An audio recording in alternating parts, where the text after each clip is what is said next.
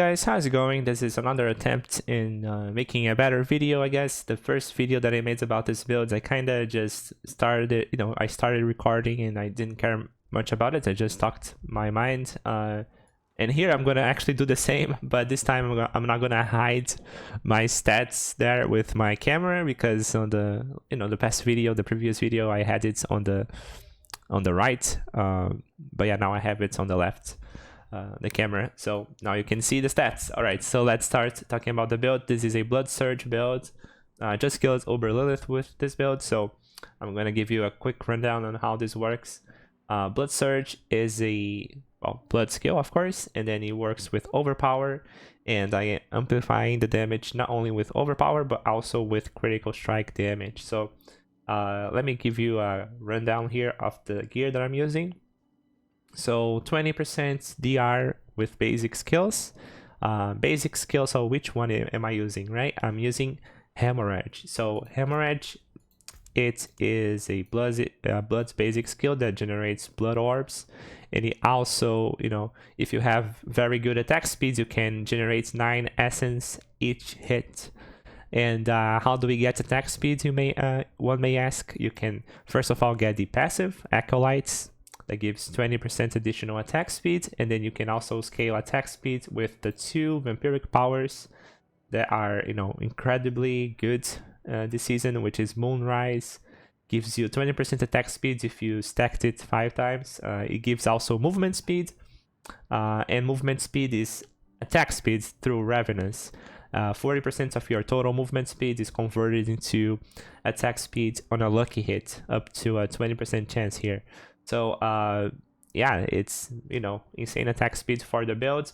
And I also have more attack speed with this aspect, the Overpower aspect, in which if you overpower, you get up to 50% increased attack speed. So we are spamming our basic skill to generate essence, and we are combining it, like spamming in between Blood Surge and then basic skill, and then Blood Surge and then basic skill.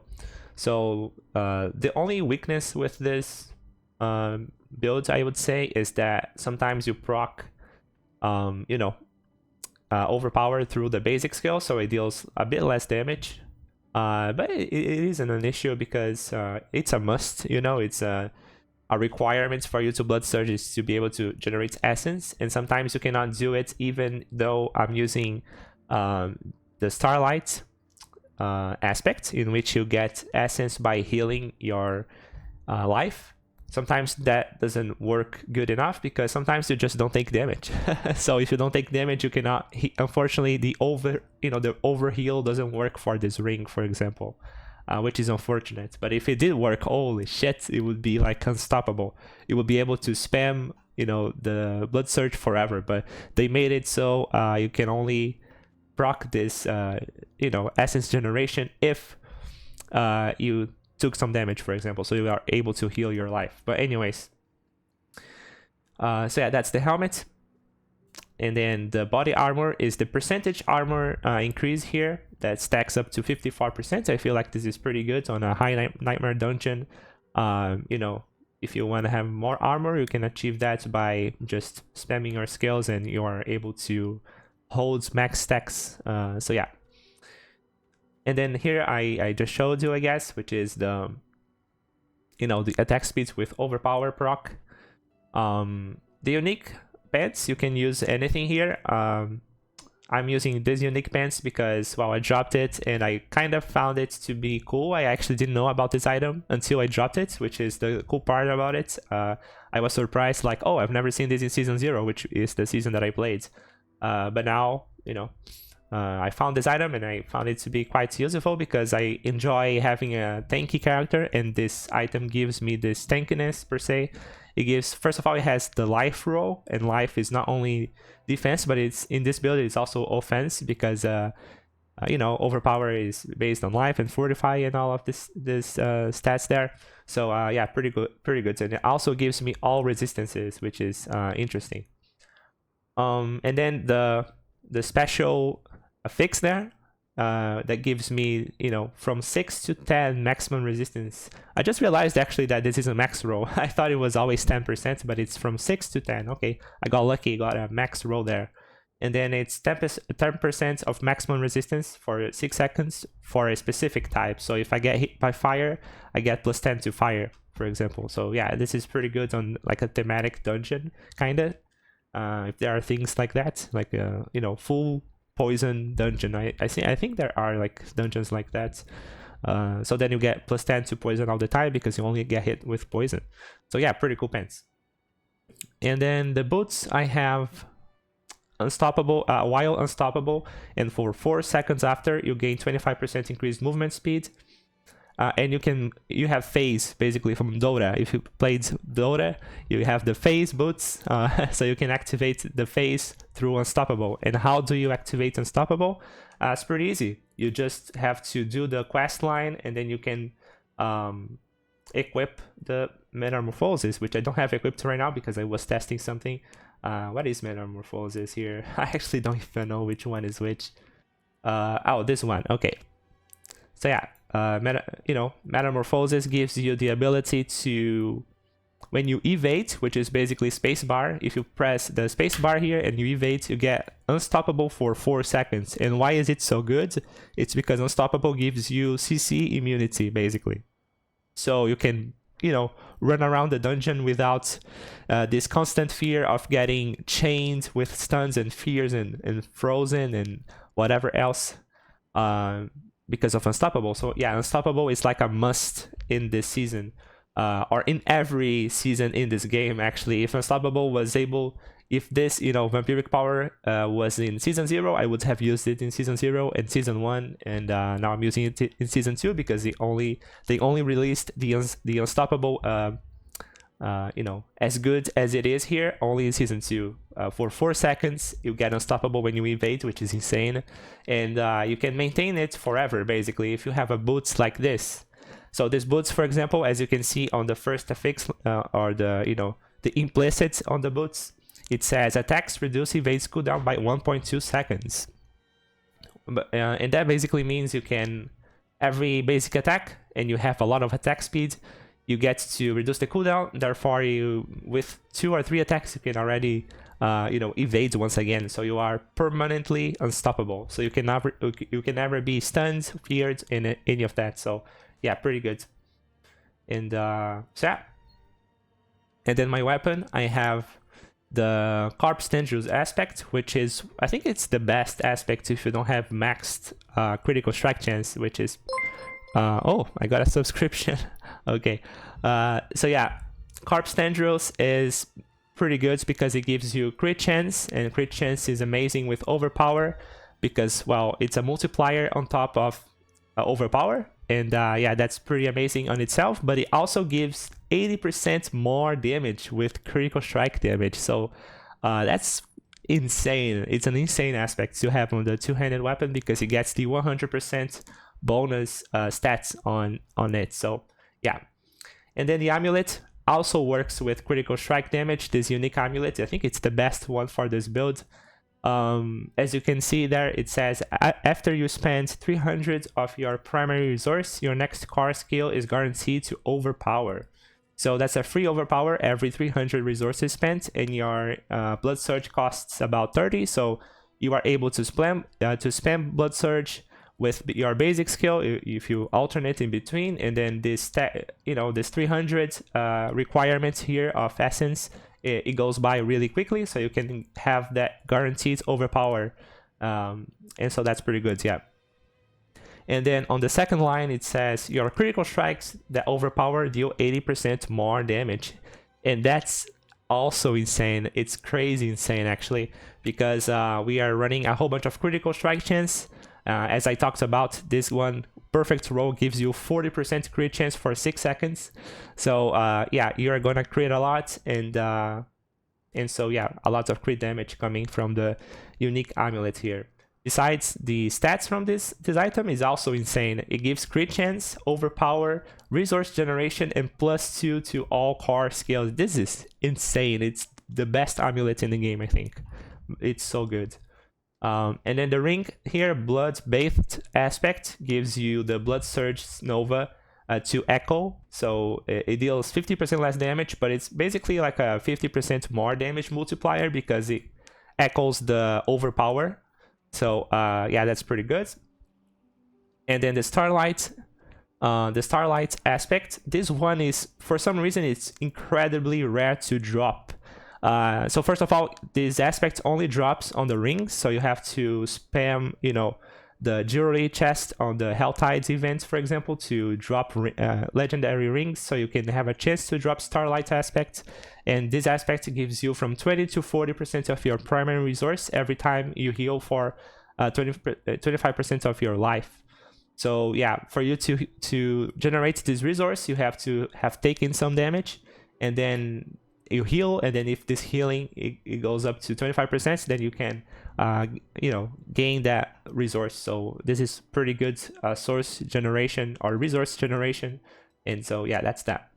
And then about the abilities now, I think I haven't showed you the skill tree, so let's go through it real quick. So yeah, hemorrhage, as I said, just 1 point because I don't want the damage, I just want the attack speed. And so 1 point here, there, and the acolytes, that gives you 20% increased attack speed. 5 points on blood surge, and then I get, of course, the paranormal blood surge that gives you free overpower every 5 stacks there. Huge flash to help us with corpse tendrils. If you are fighting a boss, for example, and there are no corpses around, you can use huge flash to spawn the extra corpse, so you can cast corpse tendrils, for example. And then blood mist, just so that if you mess up, you're unstoppable, or if you are about to get hit with a huge hit, you just, you know, pop blood mist and save yourself. So yeah, it's kind of decent. It's pretty good. In fact, I'm using Dreadful, but you can use Ghastly Blood Mist. I don't know which one I have on the max roll guides there, but I think you should use Ghastly maybe, because Generation of Corpses is, you know, is good again for the corpse tendril. So, you know, you can, both are fine actually. But anyways, Amplify, more damage, of course. The Decryptify gives you, you know, basically, well, 20% less damage taken because the cursed enemy deals 20% less damage.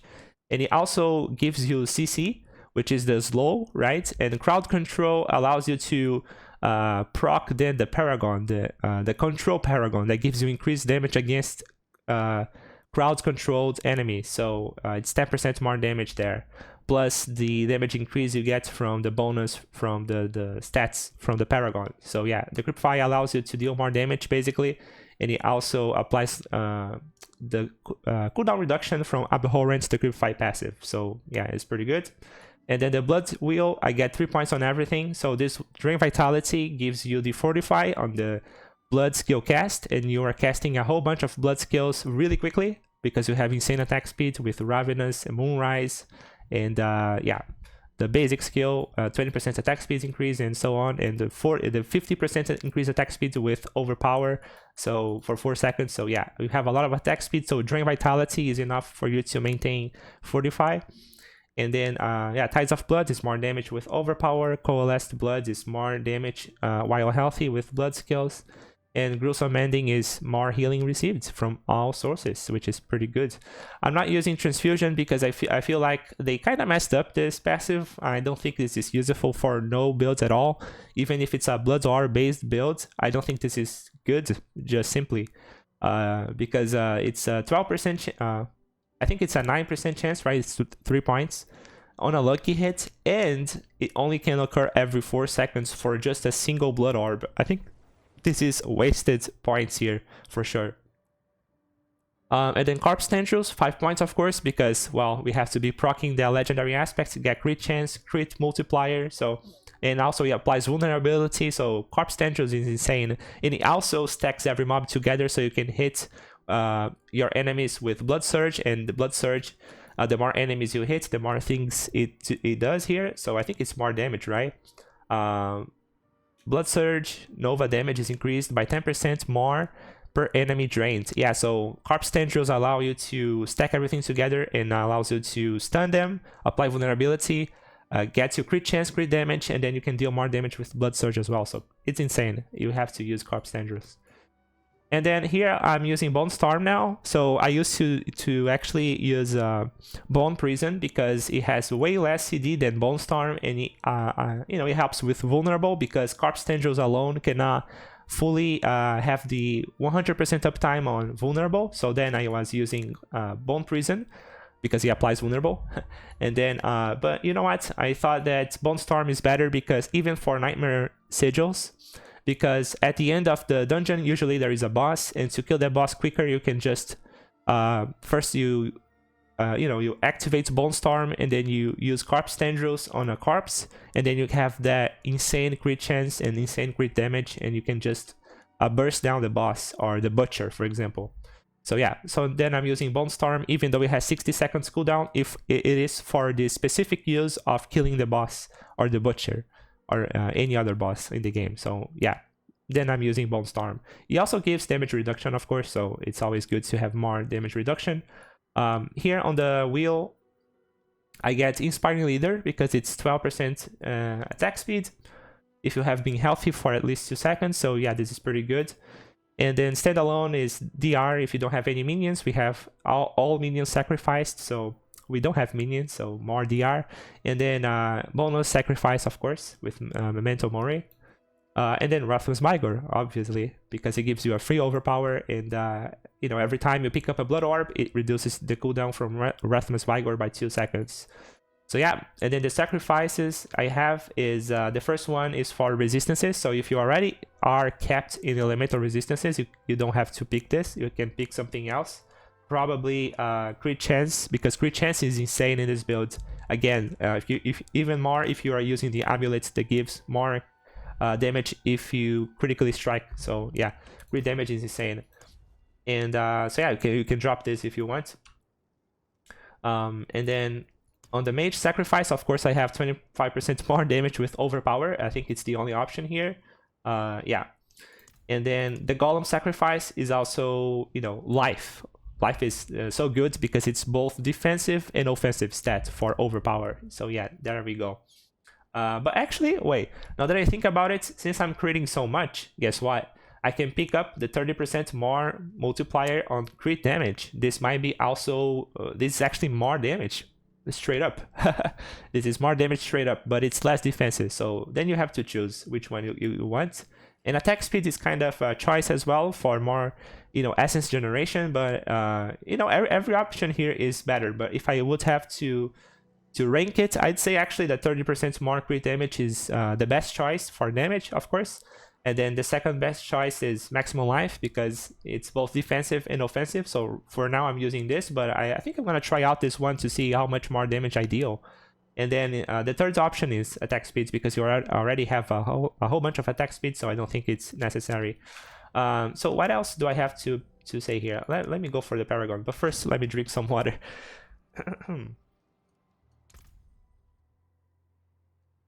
All right. So okay, so this Paragon, I have it on the max roll guide, so you actually don't have to look this up as I explain here, but basically, so the first option here that I chose is Essence, and then for every dexterity points you pick, you get crit damage increase here, and then the bonus there gives you a multiplier to enemies that are not healthy, and I think healthy is 85% of life, so if they are not healthy, you get 22% more damage with crits, which is insane. It's a 22% multiplier there. And then, I go for the rare nodes here, which is armor intelligence, damage percentage. Here I spent a few extra points to get resilience, which helps with resistances, and also life, and life is damage too for overpower. So yeah, pretty cool stuff.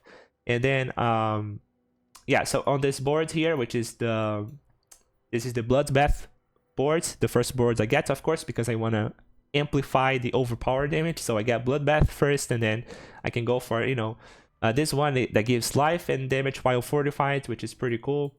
And then Powerhouse, more overpower damage, and so on. And then the glyph here is control, so you can proc control with the Cripify because it slows the enemies down. So you get the increased damage, 79% there.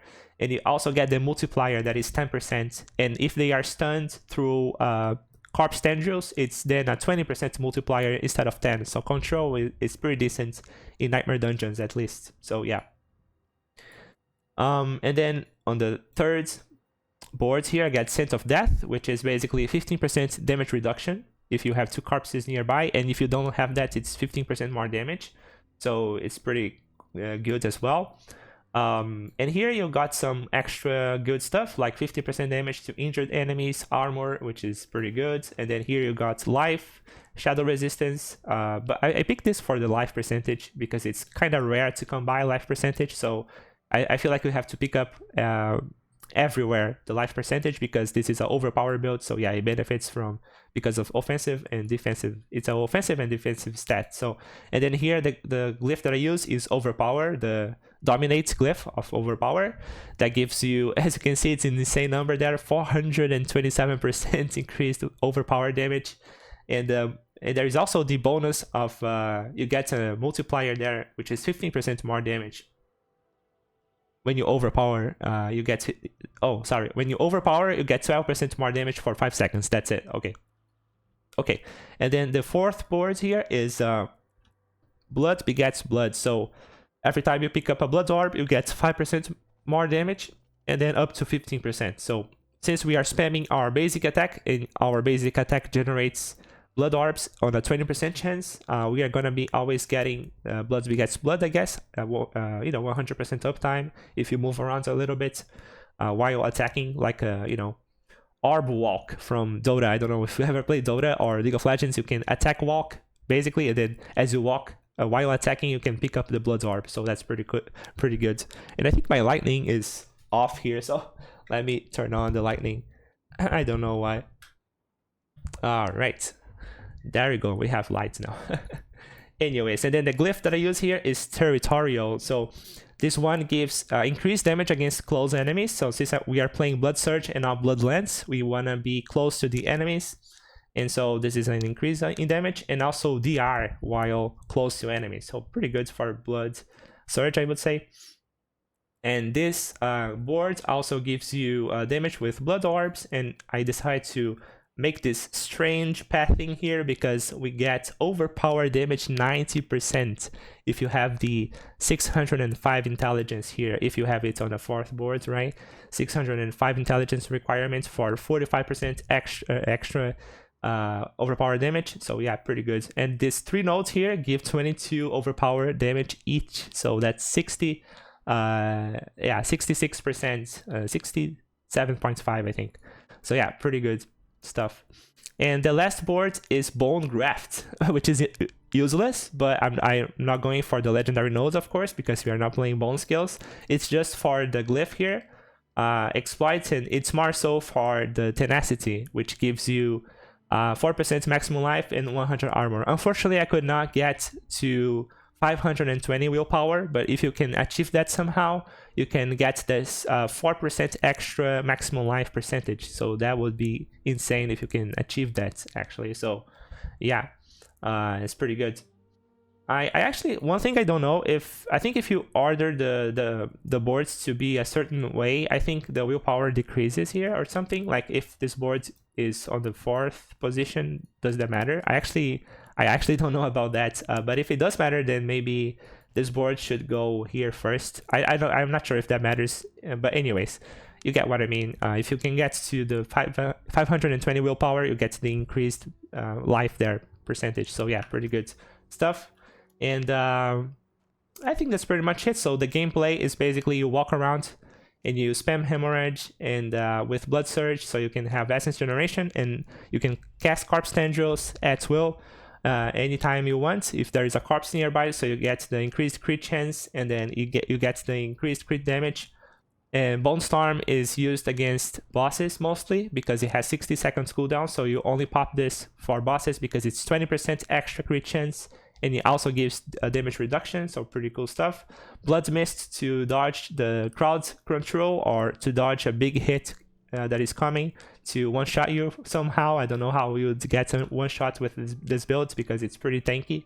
as you can see here, well, through my gear, right? This is a gear-based game, so if you have good gear, you got about this number here of armor, which is not 100% yet. I want to achieve that soon if I get better gear, but for now I have 97%, which is pretty good, and 23,000 life, which is more than enough here for being tanky in this game. So yeah, you can tank everything.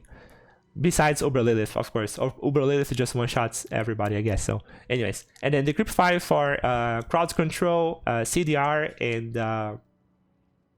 cooldown reduction. So yeah, that's pretty much it. Alright, I think there's nothing else I can show here. Oh, the gems that I'm using is life, of course, because it's both offensive and defensive stats. So I use the life gem, the red gem.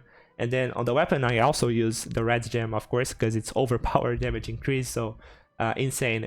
And then on the rings and the jewelry here, you can actually put resistances if you don't have it capped. So for example, here my resistances are capped. If I remove the fire resistance, for example, the gem, the red gem here, I would lose fire, and then I would go down to 57. Hence why I put fire there and not armor, for example, like. So the armor roll here is 250, which is insane number. It's really big, but unfortunately I cannot use it here because then I would lose fire resistance, and I kind of want to be capped just to prevent dying from fire damage. So yeah, that's pretty much it. What else can I explain here? Vampiric powers, I already showed you, I guess.